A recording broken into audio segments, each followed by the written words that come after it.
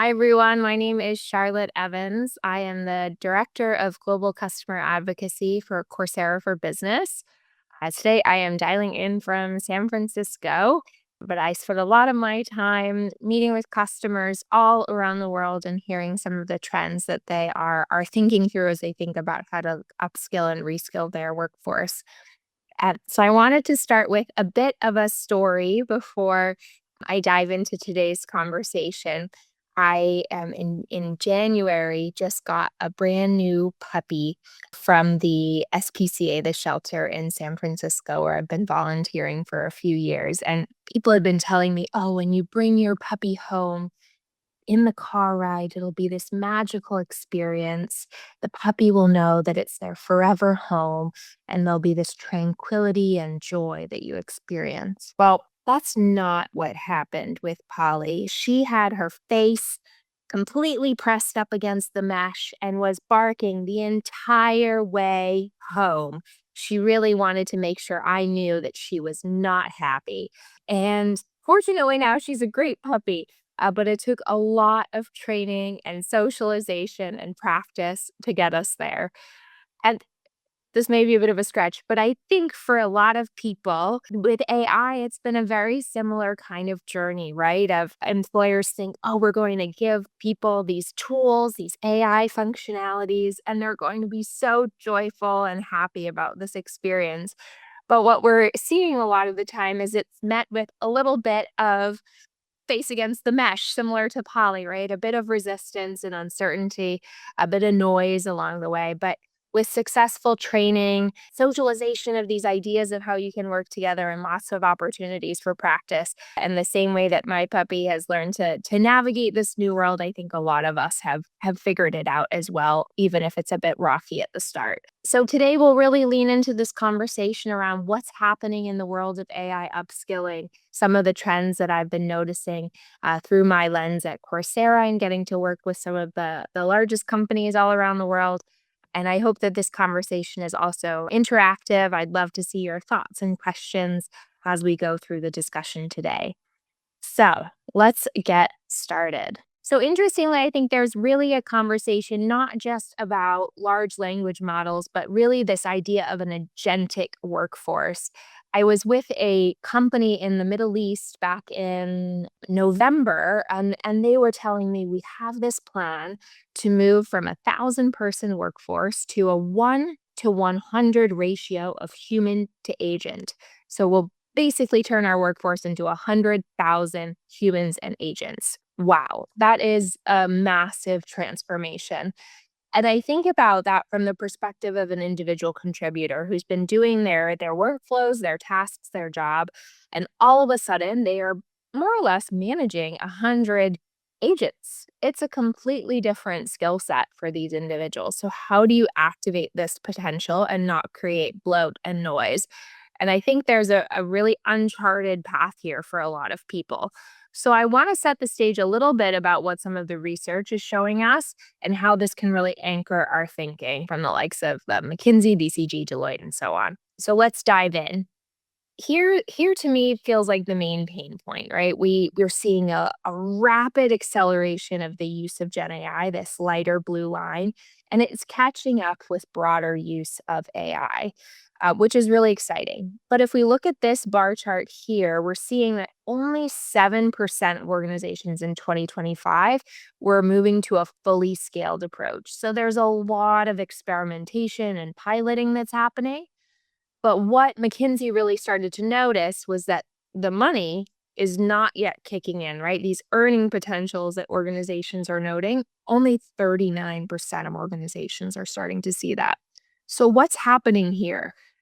My hunch, and I think what a lot of the research is showing is it's a superficial layer, right? You might be able to jazz up and polish an email that you're writing, or be able to identify a quick snippet of a workflow you're doing that can be accelerated a bit. But to really move toward augmentation and automation of what you're doing to get to that revenue or cost reduction takes a bit more of a deeply embedded workflow.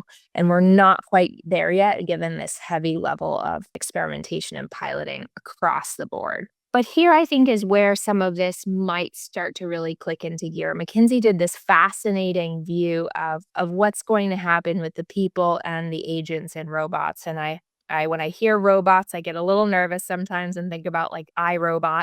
But but I think there's this world, right, where just like that company in the Middle East I was talking about with that 1 to 100 ratio, we will need to start figuring out how to collaborate with these agents in our workforce. And so this chart is really starting to notice, okay, what will people and agents do together in that first column? What will agents do exclusively? And this is really important to think about, right? I went through and started to audit my own list of to-dos I have every day and think about how could I offshore this to an agent and what kind of space does it free up for me to do more strategic work? And that's where this final column really comes into play of what will people exclusively be able to do? But McKinsey is hypothesizing that 72% of that skilling is going to be done in combination of people and AI. That's a large chunk of your day. And 11% is people-led work. So let's, for example, take problem solving. The people and agents will together analyze data and diagnose causes. The agent can do a great job at identifying patterns. And then the human is going to really think about identifying findings and making judgments. And I think about a bank that I worked with. They had a team of about 16,000 data scientists, and they'd realized that they'd automated a core part of this report processing that these data scientists were doing as a main functionality of their day to day work. So suddenly they had to shift their entire workforce over to doing much more data storytelling, business intelligence, making insights and reporting up to their leaders to start to be able to drive the business forward and be much more customer centric. But for these data scientists that had spent years potentially doing this kind of report processing, it was a fundamentally different set of skills that they had to navigate and build and cultivate. So, how do you start to equip these people with this new set of skills to really be able to bring that forward?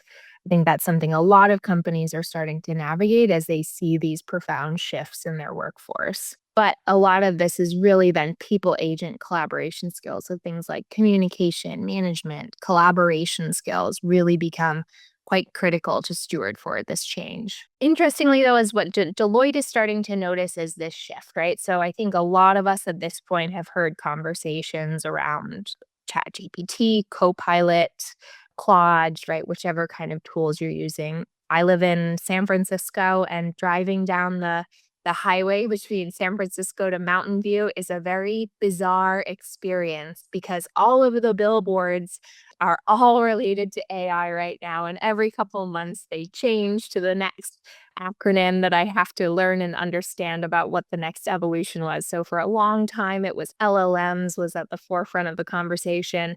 Then agentic AI started to bubble up, and now they're all around MCP. And who knows what the next three-letter acronym will be on the billboards, but I'll be sure to report back what I find out. But you'll notice here in this chart that as we get to more of the sophisticated levels of AI within the workforce, that blue bar gets narrower, right? So we have a lot of folks right now who are actively using language models. Still not a majority of the workforce, but at least 41%. But really, this AI agentic saturation is still incredibly low in terms of active use. There are folks that are starting to move toward deployment, but it's still, I think, a very green space for us to really think about how we deploy and do large reskilling within agentic workflows. What Deloitte is anticipating will really start to come up in terms of certain roles is things like synthetic data quality specialists. So you can imagine, say, if you're in financial services and you want to do credit detection or fraud analysis, and you want to be able to do that without having PII or personal data within your data sets as you're doing this kind of mapping, being able to create synthetic data effectively and map out this kind of forecasting to have that customer centric approach is really something we're hearing even more across the board. So lots of interesting use cases started to ramp up here, but I think these kind of workflows and what's embedded is going to evolve pretty significantly. over the next 5 years or so. But why is it not getting embedded, right? I start to think about this idea of how maybe an engineer approaches their work. They really have this kind of systems thinking approach. As they're looking at a project that they're working on, they might start to think about step A to B to C to D to the final conclusion of the project. I, as a consultant, might not look at my day-to-day workflows as how each thing has this kind of systems approach to really stack toward a final conclusion. And so then to map out a workflow and figure out where are the places where I could interject Gen AI or another form of automation, maybe through something like Zapier, it requires a completely different way of thinking about your workflows. And what we're seeing right now and what McKinsey's noticing from their research is not enough companies are embedding AI into those kind of workflows. So adopting that kind of systems thinking approach is really quite critical. And it's not as plug and play as I think a lot of folks maybe hoped that it could be, right? There has to be that level of strategy to really bring this to fruition and recognizing that there are inevitable costs that come with it. But what McKinsey's research is noticing is that across the board, no matter really the company size, there is depleted level of companies that are really starting to move away from just experimentation and piloting. You see for these very large enterprises, 5 billion or more, right, that they are the highest level of companies that are moving towards a scaling approach. But even still, only 10% of those organizations are fully scaled. So there is still a big wave of effort that's happening here. I know we all are at conferences right now, and it's like AI is the thing that everyone's talking about all the time. And sometimes I pause and think, do we need to move on to the next topic quite yet? And then I see a chart like this and I think, oh my goodness, there's still so much work that really needs to be done to get to that level of seeing revenue gain and cost reduction with the benefits of AI coming into play. So where are we, right? If we look at this axis, and I'd love for people to get in the chat here and tell me where they think they are, their company is in this quadrant that Gartner has put forward. They see on the tilted y-axis that you have AI readiness and the x-axis is human readiness. Then the lowest quadrant, maybe AI and humans are not ready. Then maybe you have more human readiness and more AI readiness as you move up to this top right quadrant here where you'd have that real strength. I'd love for people to share in the chat where they think they are in this process right now. I would say a lot of the companies I'm working with fall here right now. Some are really starting to move toward here, but it's a slow and steady race for sure. But what I see with this research and what I love about what Gartner is highlighting is the stark reality of what will happen by 2030, which shockingly is not that far away. I still think we're just in the 2000s sometimes, and then get this rude awakening when I look at stats like this and realize it's only 4 years away.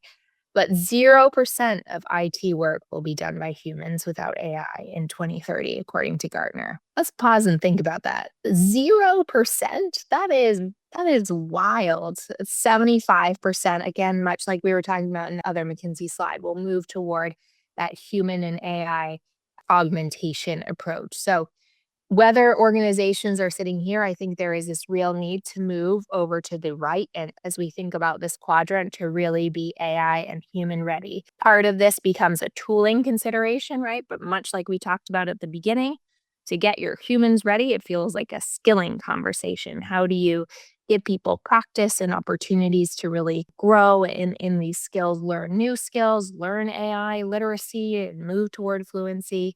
That's really critical. And it's been interesting with some of the companies that I'm working with. We saw this initial wave. I'm thinking about a large insurance company that we worked with that wanted AI literacy across the board for their organizations. They had a punchy short course, borrowed some content from deep learning AI, and built out what we call a course builder course where they could infuse some additional content that was proprietary to their own ecosystem as well. But companies are now coming back to us and saying we really need much more of a deep mastery level for our end users. So there's a consulting firm, for example, in the UK that's really focusing on having much more of an agentic workforce that they're trying to build out. Their idea is how can we have as much bench readiness as possible to activate our consultants? Very much a heavy revenue play. And if they can provide advisory support to their companies that they're doing consulting for on how to deploy an agentic workforce with their own consultants who are fully equipped in this conversation through effective training, they'll be able to capture that kind of place in time revenue that's really afforded to consultants right now. So lots of kind of iterations that are happening here as we move toward AI ready, human ready approaches. And it's been a really dynamic space. It's not a kind of one and done training model by any means. But I think the stark reality of what we're hearing, and I go on the news a lot of the time and we'll see these headlines about large scale layoffs that are happening often in these tech companies that are close to where I live in the Bay Area. A lot of companies, I think, right now are seeing AI as a lever, unfortunately, to really reduce their talent, right? There's this kind of streamliner approach of collapsing layers, reducing middle management, cutting your workforce to do that kind of short term cost optimization. And it might have a short term lift with stocks, right? If you're playing towards your investors in that approach. But as I look at this quadrant that BCG is thinking about, the companies that are really moving toward the strongest player, those that are looking at on the x axis, it's a strong talent philosophy, but they're also thinking about their strategy. So this starts to really be a place where we see this idea of a skills based organization come up. I don't know how much you all have heard of this, another acronym, SBO, a skills based organization. There's really this idea of removing the silos. So maybe you had an HR analyst, your data scientist, your finance professional, and they before really had their streams, their swim lanes that they worked in, and they didn't cross pollinate as much as before. So rather than keeping those lanes, the idea of a skills-based organization is to remove that, really identify what skills do each of these people have and how can you start to redesign how work is done, almost like internal gig economy of sorts that happens within your company. And this allows for a much more integrated approach where you're able to think about this kind of wave of task automation and how you can think about that kind of skills mapping that starts to happen and rewiring of your workforce.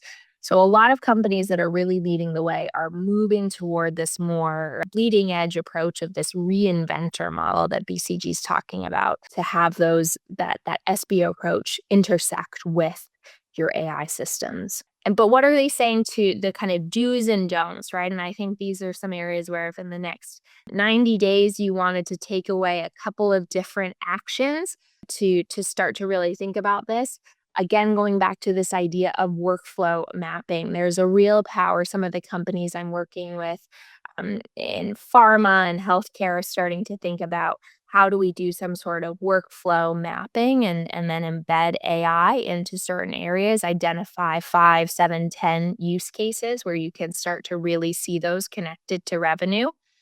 How can you really position it toward AI fluency and collaboration skills? So really a strong training play here, right? Of thinking about not just the AI skills, but what goes along with it.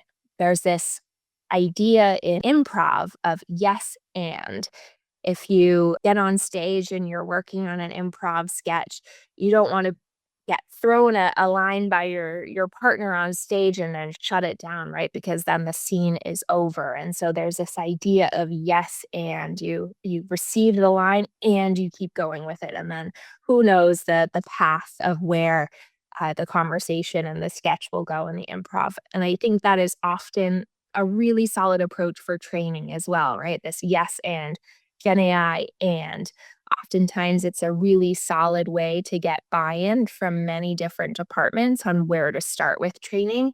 And then through conversations, you might start to notice, we have a bit of an issue with our data hygiene, or maybe our cloud systems aren't as optimized, so our costs are throttling as we start to integrate AI, or people really don't know how to tell strong stories and do insights as we move away from some of these more manual tasks. So it starts to create this kind of periphery set of skills that you can navigate. And then finally, as I think about it, right, and there is an element of working around AI without any sort of guardrails. So a lot of the organizations I'm talking with, particularly in EMEA, as we think about GDPR and the risk and compliance considerations around that, are naturally going to be reticent about new evolutions of technology with things like agents in particular, that kind of the speaking of different systems together. What does that mean for training of models or data security? So recognizing that that is a real part of the process, and baking in the time to allow for those IT and security reviews before you really get going is a useful step to take. And then finally, I think it's not just a systems process, right? There's a huge benefit in your leaders, not just from a C-suite level, but really this kind of cultural permeation that can happen down to your middle managers and your line managers as well. So McKinsey started to do some fascinating research around companies that had high performers. And really, what was happening? Well, if you had a senior leader who was showing strong ownership and a commitment to AI initiatives, suddenly the ability to really have this lift with AI was skyrocketing. And so it wasn't just the here's a tool, go run with it. It really is that kind of cultural mindset and embodiment of these skills that allows for success. And so it kind of poses the question of, do you have the right leadership mindsets, leadership skill sets within your workforce to really allow for that acceleration, that 3x lift that McKinsey's noticing? Things like strategy, talent management, implementing operating models are core skill areas that can be really, really valuable to cultivate within your leadership workforce. And in particular, if you're thinking about this from a revenue lens, where do you maybe want to start? I work with companies that say, okay, this is great, but I feel super overwhelmed about where to begin. What the research is noticing from McKinsey is that areas like IT, knowledge management, product marketing, and risk are great places to start that are highly connected with these large deltas when you have strong leaders in place to get that high performance with AI. So, some areas where you might want to start having conversations. And to really close this out as we think about the kind of trends that are happening before I dive into how Coursera is helping us think through all of this, the World Economic Forum has some fascinating quote that I love from October of last year, where they said, in the next decade, workforce success will not be defined by a single skill like typing in the 1980s or coding in the 2000s, but by the ability to integrate across disciplines and work with AI systems. I really love this because I think it summarizes a lot of what we've just been talking about, of the human and the AI systems working hand in hand as we embark on this journey. I know it's a big process for me as well to think about it, but some things to really consider as you approach all of this. Some questions to really anchor your conversations with other leaders. How are you thinking about this from a business future value perspective? Is there trust and safety? Are you equipping your managers to lead teams of people and agents? Do you think your workers have the right skills and roles to really bring you forward? So, lots to really anchor around, but these 6 questions might be a great way to start that conversation if you're still in the nascent stages of AI adoption and need to move from pilots and experimentation to more of a formal deployment. So, how can Coursera partner with you in all of this? If you're thinking, my goodness, we have a long way to go here, lots to work on. What do we do next? Well, the good news is we have close to 200 million learners on our platform who are learning and taking content every day. And we did a learner outcomes report that looked at 52,000 of those learners across 179 countries to really start to understand what are some of the trends. So, lots of research for us to really share back with you as well around where are people investing their time as they think about skilling. But first, what a little bit about Coursera. You might know us already. I'd love if people have taken a course on the platform or an active Coursera learner. Tell me what you've been learning. If you've been taking a Starweaver course on Coursera, I know I've taken quite a few of them as well. but we have over 375 industry and university partners on our platform, and close to 7,000 enterprise customers that are buying Coursera to help upskill and reskill their employees. And our focus is really on a skills based approach to learning. I know I recently was trying to learn a little bit more about cloud, which was a bit of a futile effort. If anyone is a AWS expert and wants to teach me more on AWS, yeah, that would be fantastic. But I loved our hands-on cloud sandboxes that allowed me to be able to go in and figure out how to set up an EC2 instance and all of that. There's a completely different element of putting your hands on the keyboard and getting kind of in the mud in the process to really flex in your learning and skills acquisition. And as we think about this training impact really moving toward skills verification and admins being able to see what is this skills saturation and progression of skills for their employees, and whether they're going through the out of the box learning through the likes of Microsoft or Google or Yale or Duke, or more of a personalized, customized experience that you're able to curate for your specific company's needs. And at the core, what we're thinking about as we think about AI success is really skilling, leadership and culture, and governance and risk. Much of the trends that we were just talking about through the research, but these are really the three anchors that we think about as we consider how we're deploying AI within our products and services, and also how we think about it within our AI related content.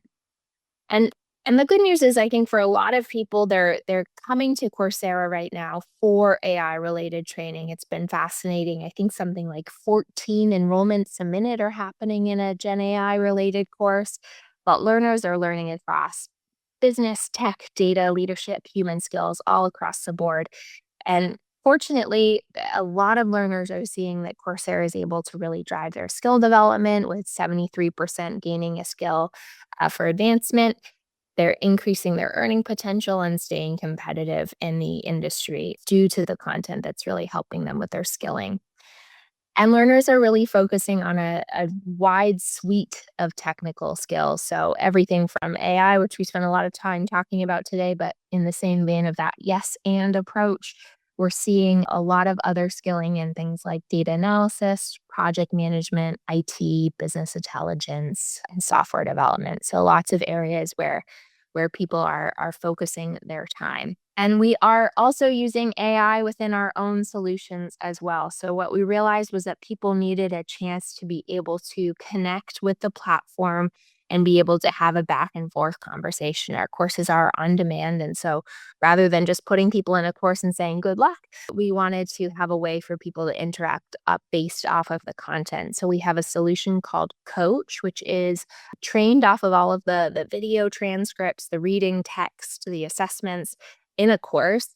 And you're able to have that conversation if you get stuck on an acronym or you're not quite sure what something means. You can have a quick chat with Coach and keep moving on your way.